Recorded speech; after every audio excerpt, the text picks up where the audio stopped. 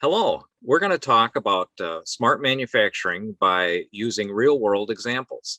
I have with me Bernd Raithel, Director of Product Marketing and Deployment of New Technologies at Siemens Factory Automation in the US. He wants to share experiences and examples from the Siemens Electronics Works Amberg, where digital transformation has made it one of the smartest factories in the world. The plant uses artificial intelligence, industrial edge computing, and cloud computing to enable highly efficient production. I'm Mark Hosky, Control Engineering Editor and Content Manager since 1994. Bernd, welcome, and thanks for today's discussion. Thank you, Mark. I'm happy to talk with you about smart manufacturing. Very good. First, perhaps, could you please define smart manufacturing? What does it mean? Okay, smart manufacturing is a very broad term and it implies a lot of different elements. It starts with the use of computers besides the control systems, for example, to implement AI algorithms, to implement autonomy, also to have autonomous systems, and really derive many more decisions based on a huge amount of data out of it.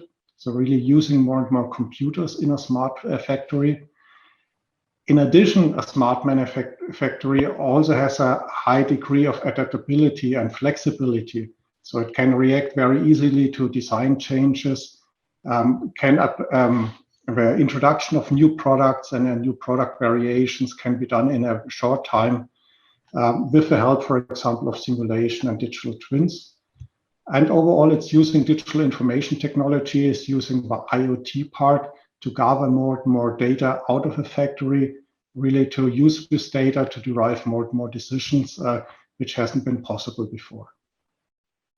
Very good. Are smart manufacturing, digital transformation, industrial Internet of Things, and Industry 4.0 all similar enough where someone can take your smart manufacturing advice and apply it to another initiative for optimizing automation and controls? Yeah, all of these terms are around quite a bit. And I think smart manufacturing, Industry 4.0 are quite similar. And where advice for smart manufacturing could also be applied to Industry 4.0. IoT, from my point of view, is one of the pillars of smart manufacturing and also one Industry 4.0, really to gather data and then derive decisions from it. And digital transformation really describes the journey coming from today's factory to a smart factory in the future and how you can achieve that. So that's really about digital transformation, how the journey can be done. Very good. Would it be useful to discuss before and after digital transformation at Siemens Electronic Works Amberg? What did it look like before digital transformation, and what does it look like now? Okay. Our factory in Amberg, even before the digital transformation, was a highly automated factory. The factory was founded in 1990 or was built in 1990. And since then, it kept always the same footprint and also the same number of people. And even before the digital transformation and smart manufacturing, we increased our efficiency by around 13 times, really to get more and more products out of his factory, same footprint, same number of people. So we had highly automated, a lot of control systems, SCADA systems, MES systems, really to optimize it in the best possible way. And with the smart manufacturing and with these new technologies, we were able to bring it to a new level and increase the productivity and the throughput and also the flexibility even more, so that we could do also the next step afterwards. What does it look today? We are using a lot of smart technologies. We are having virtual commissioning, for example, to simulate the production line before we actually build the production line and to find also blocking points and machines that slow down a production line before it's actually built, so we can optimize a lot upfront. We're using predictive maintenance in machines to reduce the downtime in machine, and then also in that way to increase the throughput. And we are also using a simulation of the whole factory, really to make sure that we can optimize also the product changeovers what's the best way to manufacture all the products, all the 1,200 different products we have in the factory, and have the most output out of it. So that's what we achieve now with the new technologies and using smart manufacturing in our factory. How many products are made there, did you say? 1,200 different products and around 17 million products per year overall. So smart manufacturing must include many possible projects. How were digital transformation projects identified and prioritized for the digital transformation at Amberg? So at the end of the day, also Amberg is a factory that has to produce products, has to be efficient. So first, also in Amberg, we look at the pain points, at the challenges we have right now regarding productivity, efficiency, and also the flexibility and how we can improve further. So we really have a list of all kinds of different topics we want to work on and want to address and want to improve. And then we look at the technology that's available and see, okay, what kind of technology could be applied to which problem and how it could help to solve it. And so that's how we come up with our list of projects we want to address. And of course, we are also looking at the invest and when it's possible to get an invest back. Very good. How did you calculate the return on investment as part of the projects? So we always look at it's basically even for its new technology, it's treated as a normal project where you have an estimate of the amount of time and the effort you need to implement this project. And then also you have an estimate on what do you want to achieve by doing it? How much money do you want to save? How fast do you want to get your products through the production line? So what's really the output? And when we calculate the ROI out of it, and then usually we target to have less than 3 years till we get our money back. So this is a typical KPI, even for new technology and new products. So we don't implement products for technology for technology's sake. It's really to get our factory to the next level to improve our efficiency and productivity even more than before. So you look at the pain points and how did you develop the projects that you chose? So when we look at the projects, we look at so where every year there are goals for the factory on how much they should increase the productivity. And using the technology and the ways we did before, it got harder and harder really to reach the next level and also to reach these productivity goals. So we looked at new technologies, and when we looked at different opportunities, like increasing the throughput, optimizing a production line up front, or also, for example, we have installed now AI system, quality assurance system for our soldering lines for PCB boards, so that we don't need to run everything through X-ray testing.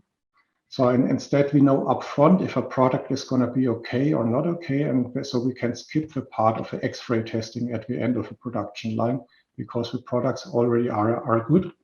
And by that, we can increase the throughput through this production line even further. Another option, for example, is really the predictive maintenance part with Spindle, where we use predictive maintenance to make sure that we detect the failure of a machine up front, up to 2 days. And by detecting the failure of a machine up front, we can have a planned service interval, a planned downtime, which is fairly short, instead of having a machine failing at 2 o'clock in the morning and then we have to wait till maybe 9 or 10 the next morning till somebody comes and can fix the machine. So we really can reduce the downtimes of a machine. And for example, for this predictive maintenance use case, we save up to $200,000 per year, really by making sure that we can service and maintain these machines before they actually fail. What were some of the challenges involved as you implemented the smart manufacturing technologies? Well, one of the challenges with all new technologies is, of course, you have to see how it's really working, how you can do it in a best way. And one good best practice or one good advice for everyone is really pick a small project, really to see how this new technology, how this new approach is working. And so that you also get quick results, where you get a quick feedback. And if a new technology is working, then you can scale up. But of course, it's always new technology. It's edge systems running, it's AI. And there's a lot of training for AI networks, for example, involved. And you have to adapt it to the factory needs. And it's different to what Google uses for people detection, or it's used for visual quality assurance or other things. So we really have to make sure that it's working in our production environment. And that takes some time, that has some challenges, but it's definitely worth doing it, and we get good results out of it. And you've covered some of this already, but how are some of those smart manufacturing technology challenges overcome? So the challenges, it's really analyzing the problems up front. Also for data mining, we use the CRISP data mining standard really to come up with an hypothesis first, then prove if it's working, and to adapt our models to understand the business cases. So we have really a standardized approach how we tackle all of these problems. But we also see that we have we have a standardized approach to tackle these problems, and then to see that is it actually working, and do we get the results out of it, or is something failing and not working as expected. Very good. What were the expected smart manufacturing benefits before you began, and then how has the plant done in meeting those benefits? The plan has done very well in meeting these benefits.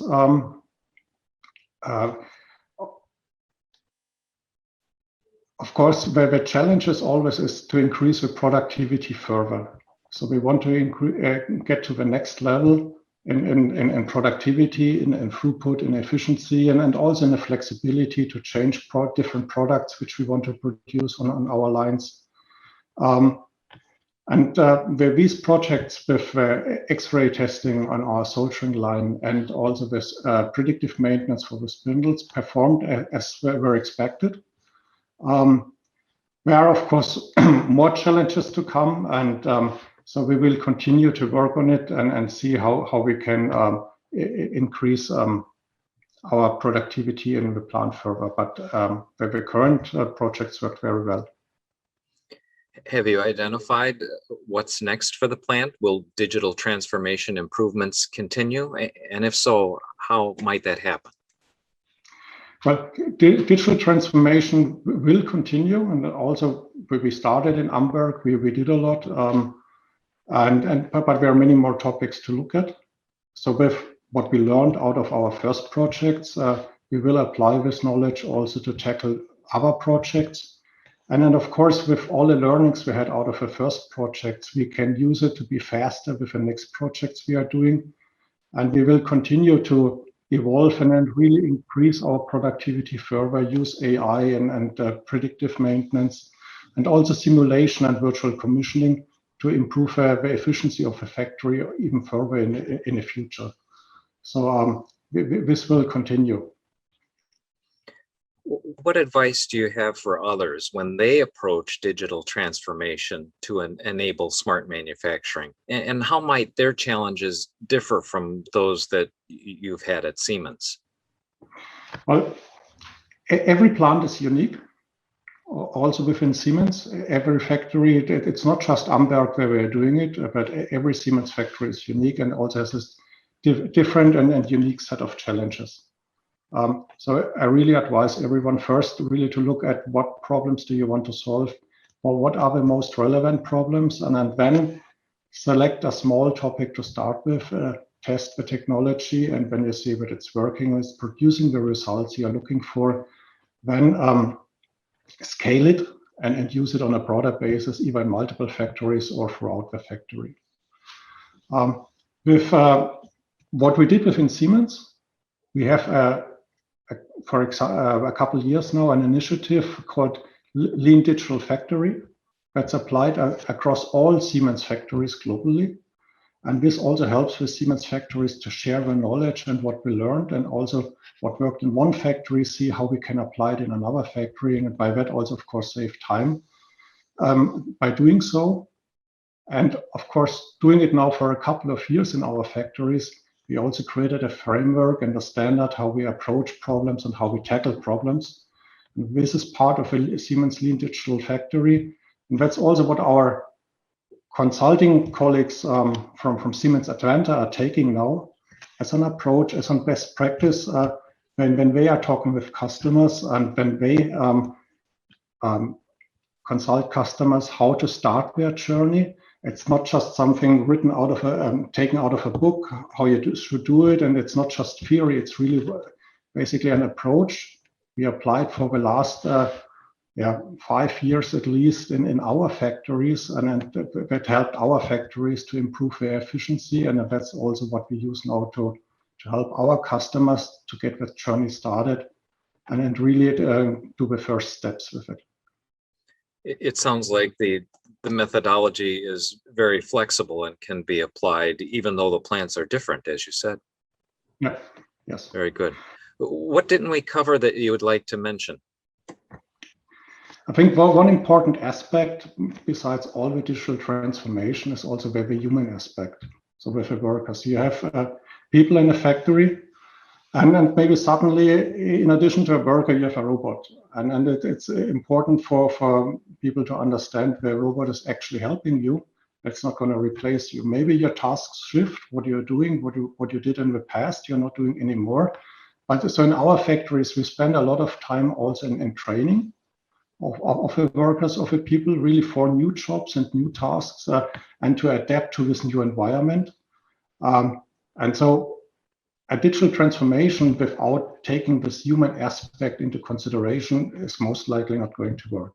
So this is an important point everyone also has to think about, not just about the technology and how he wants to apply it, but also how to make sure that workforce and people are prepared for it and can also help in the future with producing the products, maybe in a different way, but still producing the products.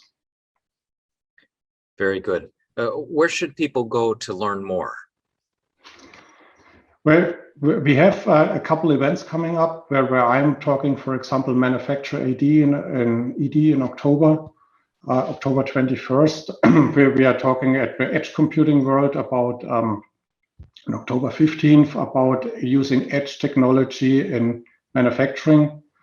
We have a lot of information also on our website and also about the Lean Digital Factory I mentioned. There's also information on our website for the Lean Digital Factory, and also how the concepts look like now and how we can apply it also to everyone's individual situation. And of course, just contact me on LinkedIn, and I'll be happy to guide you and help to find the right contact person. Well, very good. Many thanks to Bernd Raithel, Director of Product Marketing and Deployment of New Technologies at Siemens Factory Automation in the US. He told us about innovations of smart manufacturing as they're being applied in Siemens and how they recommend or can help others do the same. Thank you very much, Bernd, for your time. Thank you, Mark. I'm Mark T. Hosky, Control Engineering Content Manager. Thank you for joining us.